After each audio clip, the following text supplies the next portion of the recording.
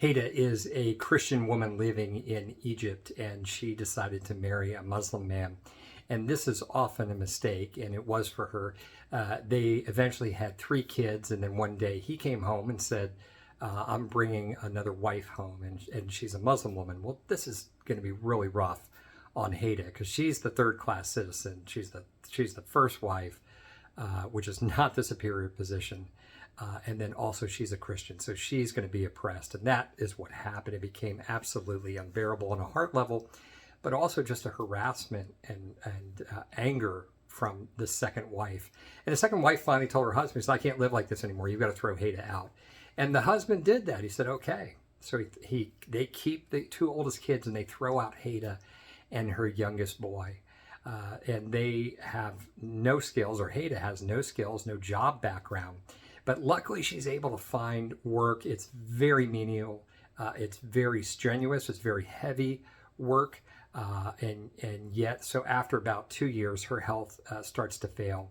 And as well as you can imagine all the emotional trauma she's been through. And so basically she lost that job. And that's when we found out about her.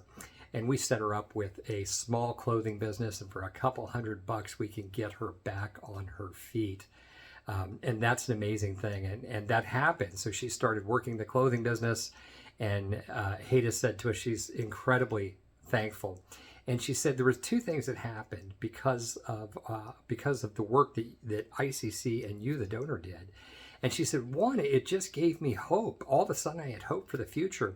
But it also said to her that the situation had changed, that there was a season that had changed. She was still suffering, but there was now hope, and God had heard her plight, had rescued her.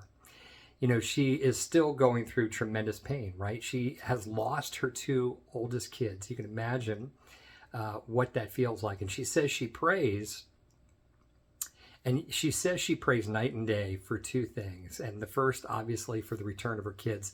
But the second one is pretty cool. And the second thing she says she prays for night and day, and she asks us to pray for the same thing, is for the salvation of her ex-husband and his second wife. And that's phenomenal. And that's the Lord at work in a heart. That's the only way that happens. And this whole story makes me think of 2 verses. And really, it's really the question for you is, if you're going through great pain, and we all get there in life, but if you're going through great pain, I want you to think of 2 verses. And the first one is from Job. And the first one is from Job.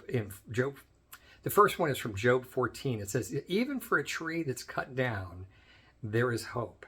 He says, so even if the stump is dead in the ground, or appearing to be dead in the ground, at the touch of water, it will sprout and bud and come back to life. And the lesson there is that it's his water, his spirit, is waiting to bring you back to life. So don't pray for the release from circumstances. Pray for his water to flow. Pray for his touch, right? And then secondly, it says, get your mind, this is from 1 Peter, get your mind ready for action. Okay? It's like you've been asleep long enough. Get your mind ready for action. Begin to think clearly again.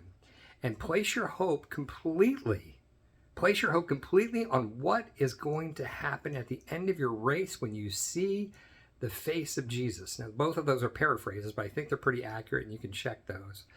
But those verses, I think, are phenomenal in terms of lessons from the persecuted and how to deal with pain and how to deal with the natural struggle that comes with life.